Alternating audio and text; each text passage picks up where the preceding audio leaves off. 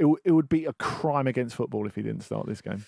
Gareth Southgate's biggest headache seems to be who will play alongside Harry Maguire in the centre of defence for this one. And it was, will you start Maguire? He'll start Maguire. He will. I mean, his biggest headache is the bloke who's starting next to the player who's given everyone the biggest headache for the last year. Yeah, so long term, it'll be who partners John Stones, but for this game, it'll be who partners Harry Maguire. Who partners the headache. Exactly, yeah. So, Vish, who would you fancy in there? I'm assuming Maguire starts. I mean, if you don't agree with that, then please say. But who would you like to see in there? So you doing the back three?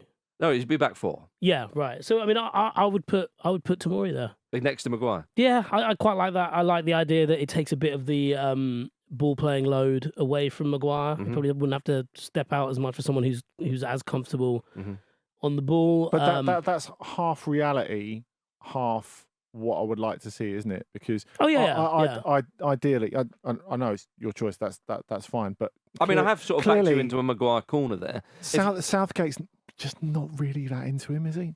What, Tomori? I don't know. I don't think he'd pick him if he wasn't that into him. I know obviously there are availability issues with other players that he might pick, but I think there is an idea about Southgate that he doesn't like certain players, and I think if he doesn't like them, he doesn't pick them. Ben White being a great example of that for whatever reason. And I don't know. I think they're all there on merit, and that they're all there with an eye on having a future essentially in the squad. If we're just to because we veered into like what I would want to happen. Yeah. I want to move a bit further forward on the pitch because I want to see a midfield three of Declan Rice, Jude Bellingham, and Eze. Ooh, because nice. it'd just be fucking fun. Yeah. And also then you can play Maddison on the left because Eze and him can switch. And that's very interesting. And you'll just not have Phil Foden in there. And well, no, Foden can come off the bench. Can he? He can if he wants to do that. Only if he wants to. Only if he wants to. Well, I think with regards to the midfield, obviously Rice and Bellingham have got those two positions nailed down because Rice is the best England player and one of two, as Southgate says, and I agree with him, who can play in that role. Bellingham is currently the best player in the world. All right, and he is, isn't he? Yep. Pretty close. There you go. That's what they're saying in Europe. Yeah. No, he has been magnificent. That's what they're saying in Madrid. Give us a quick skinny on what's been going on at Madrid because it is ludicrously good how he started. Well, yeah, we talked about it in Ask OTC this week. The fact that he is someone who he's not just playing brilliantly. He's absolutely got all of Madrid and all of Spain eating out of his hand. It's utterly incredible. In a way that, for example, Cristiano Ronaldo could never manage. Despite he never got that sort of love that Bellingham has had from the Madrid fans, despite the fact that for 9 years he scored more than a goal a game. And he turns up there, he's like, give me the number 5 shirt, which of course is Zidane's shirt. I mean, it's remarkable. Yeah. When was the last time we all felt like this about a teenager? Good question. Yeah. Well, careful, Fish. The thing about Spain, I don't think I realised the cut through until Carlos Alcaraz, when he won his US Open quarterfinal, celebrated in a way that people normally celebrate. Yeah. And it turns out he was mimicking Jude Bellingham's celebration. Whether he was at the time or not, he certainly tweeted the photo out and tagged in Jude Bellingham. And As a man of mate, you've just won Wimbledon. What are you doing? As a man of the bat, do you think though that Bellingham is imitating Flintoff? I think he's from imitating 2005. Yeah, or maybe Stokes from Headingley 2019. Yes. I'd like to think so. Yeah, Right. yeah. So the circumstances of it are quite bizarre, aren't they? Because Real Madrid's first 3 games of the season were away games. I think he scored in all of them. He did. Then he scores a late winner in their first game at the Bernabeu of the season that raises his arms out wide, and it really does feel like him just going like, "This is my kingdom now." Oh, it is. And they're all lapping it up. Absolutely incredible. I think the charisma of it. Yeah, when he did the first one, when he scored away, Athletic Bilbao.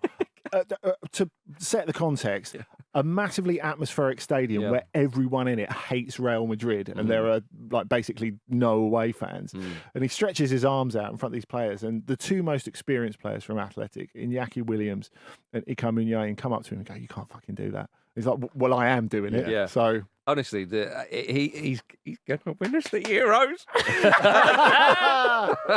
But yeah, well, it's funny actually because that midfield that you said there, Vish, I'd like to see Maddison actually instead of Eze because of how he plays. We can play. Spurs. We can play 4 in the middle then. We can play them all. Yeah. All the fun ones. All the fun ones. All the fun ones. I think again, Kane and Saka, their positions are nailed down. I don't know if Kane gets back in now and Nketiah's in the squad. That's a fair point. All joking aside, I would like to see Nketiah get some minutes. Yeah. But yeah, we shall see. But imagine if Southgate went, look, obviously Kane, he is our captain, but he's moved to a lesser league. Yeah. And he's really got Hendo come in, but Kane has moved to a lesser league. It's easy to score goals, and Nketiah's starting in the Premier League. You can't say no to that. Yeah.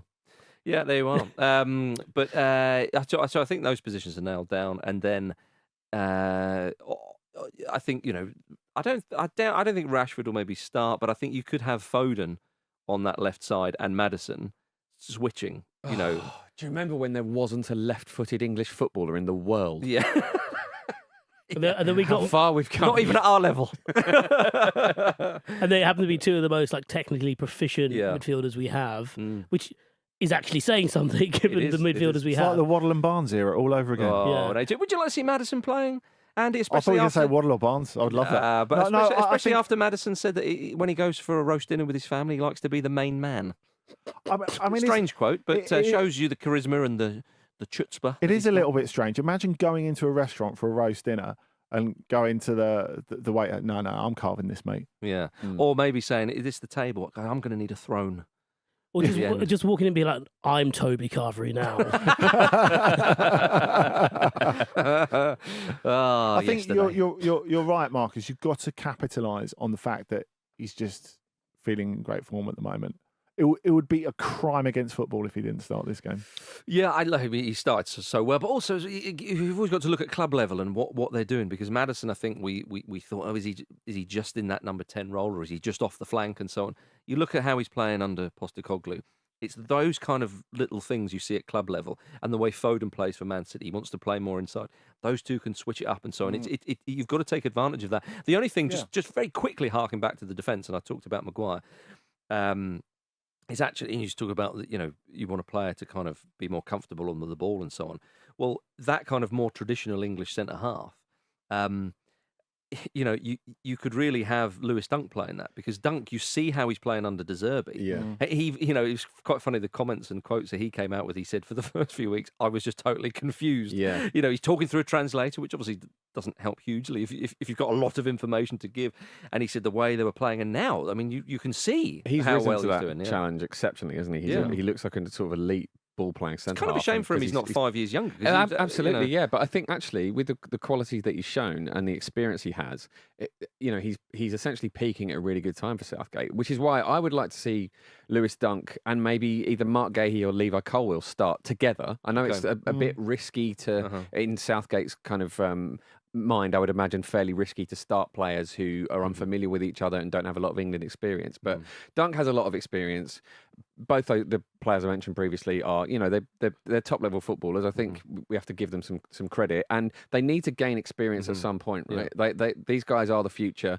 Like I say with Dunk, he could be incredibly, incredibly valuable in the Euros if we bed him in now. It will be a one tournament thing, but it's a good opportunity to try and get that in your locker. It's an interesting suggestion, actually, Colwill and Dunk, because you can talk about players who know each other. I think that's really important. If obviously they're played together, if you can transplant working bits of club teams into international teams, that's always the most helpful thing, isn't it? Really. And the thing about Dunk, off the back of Jim's point, is that because of how he has progressed through different managers at Brighton and played different ways, he's clearly someone. If you apply the macro logic into a micro sense, he's clearly someone who's just good at adapting, and so can work with whoever you put next to him. So. Yeah, why not put it to the test? Cheers for watching another fantastic clip from the Football Ramble podcast. Make sure you click like on this video and subscribe to the channel, which means you will not miss a single upload.